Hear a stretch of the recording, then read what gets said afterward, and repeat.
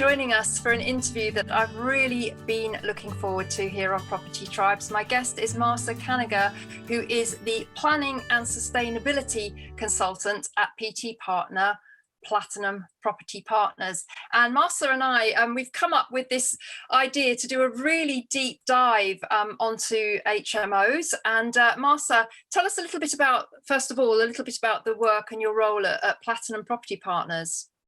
Yeah, absolutely. Thank you so much for having me, Vanessa. So obviously being a planning consultant, a huge chunk of what I do is all in the joys of the planning world. So, applications, ever-changing legislation from the government, and obviously, policies that seem to vary up and down the country. So I really enjoy it, and a big passion of mine, and I'm sure a lot of other planners, is sustainability.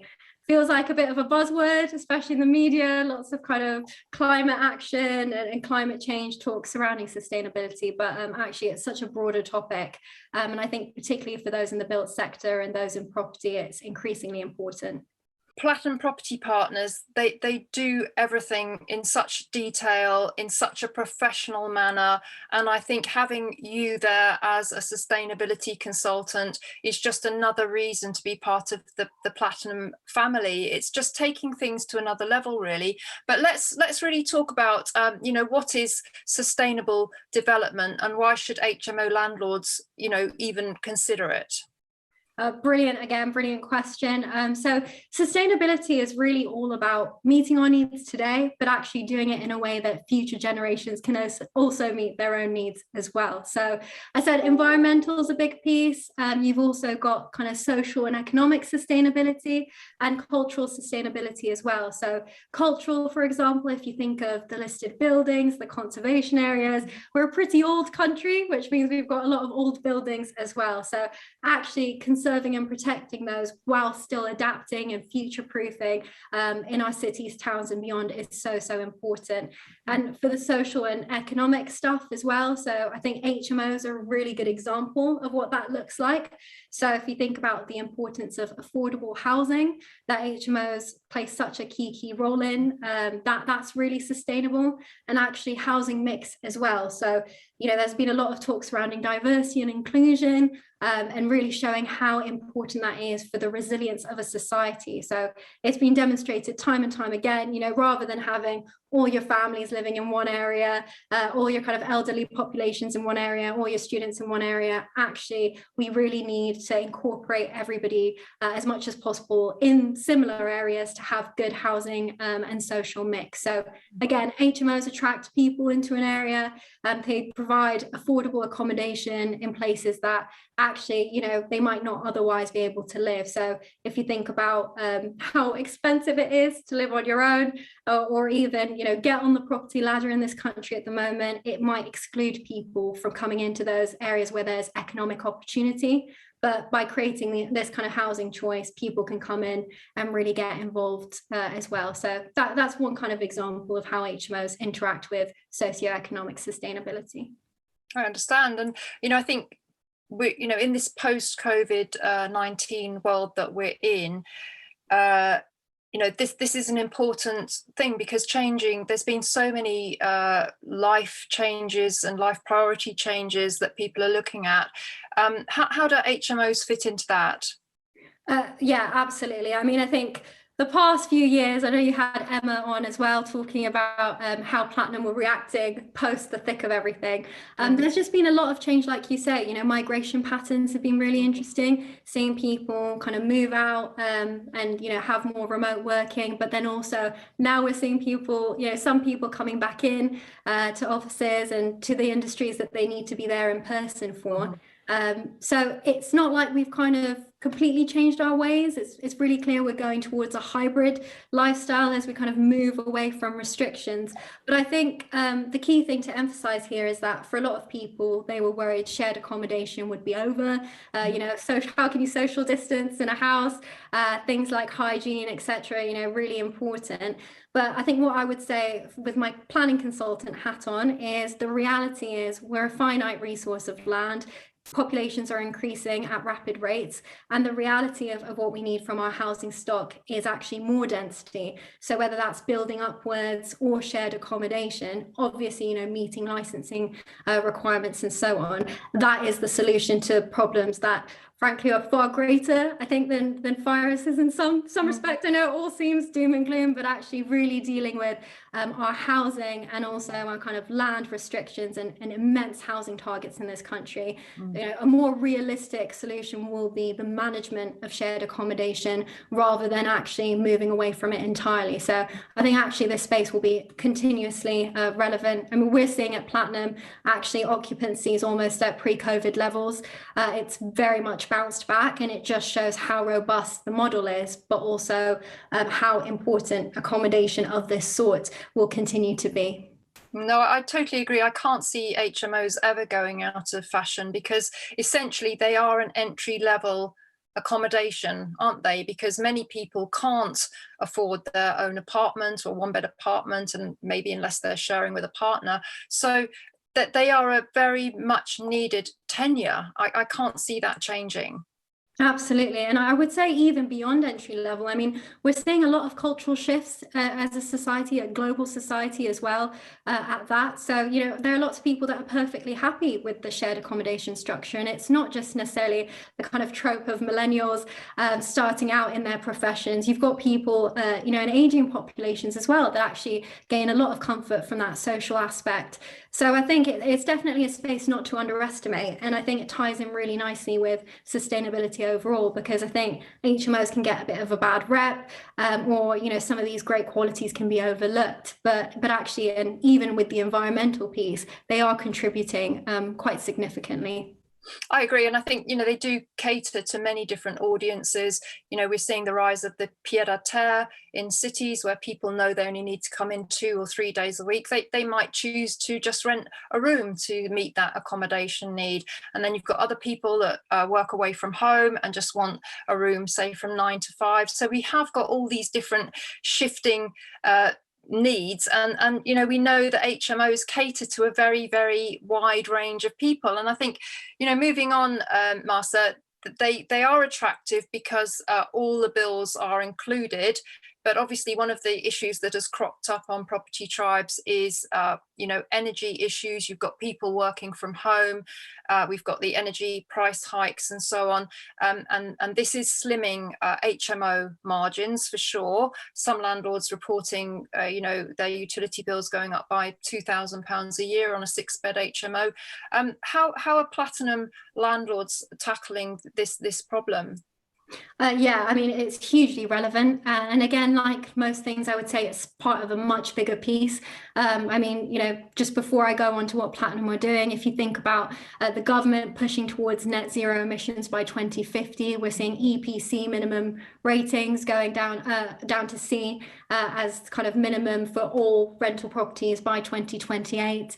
There's ongoing things, building regs, planning policy. So I think actually energy and reducing emissions, that balancing with obviously the cost implications, will be an ongoing discourse that we see within the built environment.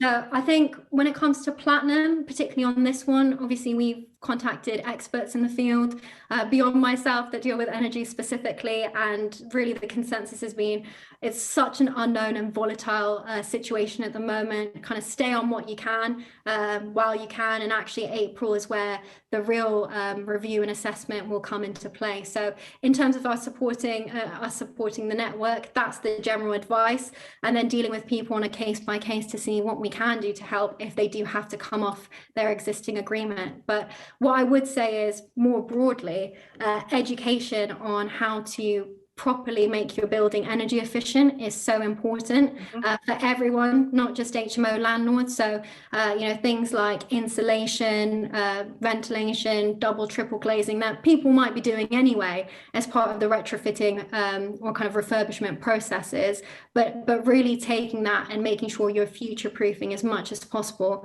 so that later on you can manage those bills a bit more effectively. Digital and kind of smart management tools as well can be really helpful. And even, to be honest, I think we've got a brilliant lettings agent at Platinum, Rachel, who really deals with communications with tenants. So what I would add is there is a piece to look at with regards to how landlords speak to their tenants about energy. You know, we've had cases recently where it's, rather than positioning it as, you know, I'm a landlord and I want you to freeze in your house and not have to pay the bills, it's actually, look, you know, we're in a climate crisis. Is it worth putting on another layer? Or kind of, this is my reasoning behind why we're being a bit more restrictive. And like I said, we're seeing a cultural shift. So increasingly people are receptive to that. If they understand it, it's more part of protecting the environment than harming their own well-being. So certainly another thing to look at. And also, I would imagine that smart thermostats can play a role in that. I know that we've had one fitted in our house, and it has an eco setting, which is the most cost-effective way to keep an ambient temperature in the household. So landlords need to be looking at all these different tech solutions as well, don't they? Quite right, yeah. And I think, again, with anything sustainability related, a lot of these things overlap. So it's not like, oh, I'm exclusively looking at being more eco. That can also have really great benefits in other areas. It can be cost effective to be more eco. And I think historically there have been huge kind of impressions about, oh, I don't really want to go down the eco route because that's going to cost me a fortune, or actually that's going to cause me more issues. But, you know, we're in an ever-changing environment in this space, and I think it is just important to keep yourself up to date with what the demands are like in your area and what is available to you as well. Well, everybody needs a Mahsa for their HMO portfolio, I think. I mean, talking about, you know, it is a very changing sector. You know, we've got such things as councils considering individual council tax banding for each room, which obviously is a big issue for HMO landlords.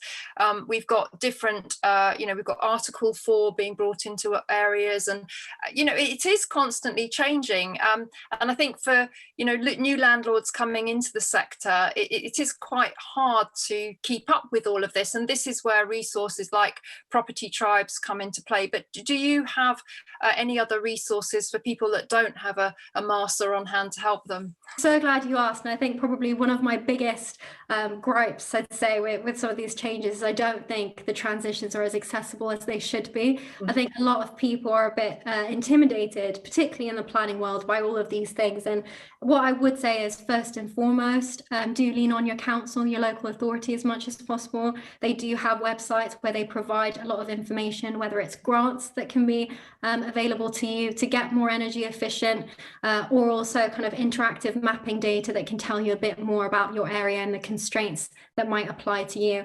And I think generally sustainability is a language. So I think the more you can kind of train yourself up to understand, you know, what are my local authorities' targets when it comes to sustainability? Do they have a climate action plan? Do they have certain policies that might apply to me? Then, you know, you can be more empowered in that sense to engage in conversation. And what I will say is, what I'm experiencing on the planning side as a consultant is a lot of the applications we're getting over the line recently, and, you know, we have huge success with that at Platinum, is, you know, incorporating things like air source heat pumps, you know, cycle storage, all of that stuff, that actually, if you know how to kind of work that in to a lot of what you're doing, it may be simple measures, but it can go a long way in kind of getting you where you want to be. So I'd say just try your best to get involved in all of that. And remember, there are lots of resources available online when it comes to government legislation. So slowly but surely, I think it's more try and find what's relevant to you and see where you can get that information online as well. Well, I think this is such an interesting conversation, because we've never talked about sustainability in HMOs, and I hope people are now kind of getting a flavour of Mahsa's area of work with all of this, because it is something that it's a direction of travel for government, as you've rightly said, and then we've got, you know, things like massive increase in electric vehicle use. That's going to impact on HMOs. If you've got 4 people in a house and a couple of them might have electric vehicles, you may need to think about providing an electric charging point. It's almost kind of going down the route of accepting that this is here to stay, and actually you can get involved now and almost start future-proofing your HMOs. Yeah, I think you said it brilliantly. So what I would say is, I think, again, historically, this kind of stuff isn't new. I mean, we've talked about sustainability and climate change, but for the longest time, it's been like, oh, it's not really affecting us. It's more, the people that pat on their back, they're doing it for the environment, not really my problem. But, fortunately or unfortunately, in different ways, it's something that, like you say, is kind of here to stay. And we're seeing it reflected in legislation and policy and regulations more broadly. So you mentioned electric charging points. For example, the London plan have actually made it a requirement from a planning perspective for some developments. I've had planning applications that have been approved relating to HMOs that have conditioned electric charging points as well as part of the approval. So it's definitely relevant in HMOs. What I would say is how relevant it is kind of depends where you are up and down the country as well. So for example, HMOs generally tend to be less car dependent, which is quite in keeping with the overall sustainability piece of the government. They're trying to reduce car dependency, trying to get more people on bikes and buses. So if you're in a sustainable location, parking might not be as relevant. But actually, for generally looking up and down the country, what I would say is, even if there doesn't seem to be that demand at the moment, getting that kind of cabling in place, again, if you're already in the refurbishment or retrofitting process, why not do it? It's not a huge added cost to look at it from that perspective. And then if you don't choose to put an actual charging point in at that stage, that if later on you need to, everything's already set up for you to do so. So again, I think if you're of the opinion, this isn't relevant, it's not going to apply, what I would say is just, stay in tune with your local licensing and planning requirements, because it may very well be creeping in. I think it's so interesting that we're introducing the idea of sustainability into HMO landlords' vocabulary. Of course, the Platinum Property Partner HMO landlords, they've got you helping them. I would say they're ahead of the curve in all of this. It is something that everybody needs to be mindful of now, as you rightly said about EPC ratings. As of a couple of years' time, you'll have to have a minimum of a C rating to even let a property. So, Mahsa, what would you do in a typical day at Platinum? Give us a little flavour of your life. Okay. Well, so it very much varies. I think, as a lot of your audience may know, Platinum operate up and down the country. So we're national. That means that I have the pleasure of dealing with all different flavors of local authority. So like I said, predominantly looking at planning applications and kind of making sure that we're putting robust cases forward that are kind of comprehensive in addressing all the social, economic, environmental aspects of the HMOs we're trying to get over the line. Or other things as well that come up. There's also a huge amount of training that goes on. So really, we've got ongoing events, workshops, national, regional, local, where we try to incorporate as much as possible this level of training and education. So beyond just planning and the planning updates, licensing, it's also injecting stuff like we're talking about today, and then trying to get expert speakers from all around to feature as well, so they can give our partners a bit of insight into these different areas and also where they might be able to go if they actually want to implement some of this stuff.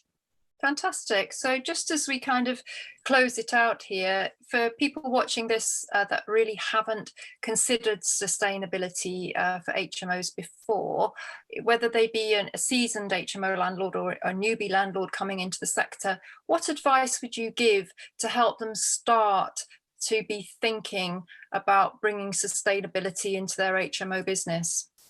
I think what I would start by saying is almost acknowledge what you've already done. I think a lot of people don't realize that they're already engaging in a lot of this stuff. So like I said, as simple as, you've purchased a property and as part of your conversion, you've made it more energy efficient. You're already contributing to what this country desperately needs. So I think take pride in that, take pride in creating affordable accommodation, particularly where, there might be some local backlash or misconceptions about what you're doing. And And then I think from that point, I would just, like I said, start by looking at what your local authorities are kind of providing in terms of grants, maybe getting even higher in terms of your efficiency. Planting is a really important thing as well. It seems pretty basic, but they basically solve all of our climate problems. So, whether it's just, additional planting in your front garden space, or things like green roofs, even just for, your cycle or refuse storage. It's small things, but actually, again, play a huge role in attracting biodiversity, and also just, generally making the site look better. So I'd say just little things like that: assess your site, assess the building itself, and then again, just as part of your management, staying professional and making sure that you're looking after tenants' well-being. That is part of sustainability, insofar as, you're looking at the social impacts as well. Well, that's absolutely awesome, Mahsa. Thank you so much for joining me on this call. And I really hope that everybody has had some interesting and thought-provoking insights into this topic. I've certainly learned a lot through chatting to you. And I think, it's not just HMO landlords, actually, just ordinary landlords need to be having these kind of conversations within their business, don't they? Yeah, absolutely. It's the entire built sector. We've got this legal ambition of net zero emissions by 2050. But actually, if we think about it, 80% of the buildings that are going to exist in 2050 have already been built. So I think really recognizing the responsibility of people that already are owning properties and able to make that difference is huge. And like I say, I think this conversation will be ongoing. So the sooner we kind of familiarize ourselves as much as possible, I think the more equipped we'll all feel. Fantastic. Well, if you've got any questions for Mahsa on this topic, please do drop them on the thread, because this could actually kick off a really interesting conversation and create more of a knowledge bank of this topic. So do drop any questions you have, or anything that you're doing in your HMO business to create sustainability or deal with the challenges that HMO landlords are currently facing. We'd love to hear your views. But for now, all that remains is me to say thank you very much to Mahsa for sharing her immense knowledge on this topic. You're a wonderful resource for Platinum, but you're also a fantastic resource for the Property Tribes community, and we're really grateful for your input on this topic, and also proposing it as well, because it's something new for us. Thank you so much. And I would like to just echo your points. Would love to hear from people in terms of what they're doing, any questions as well. And thank you so much for having me. It's been an absolute pleasure.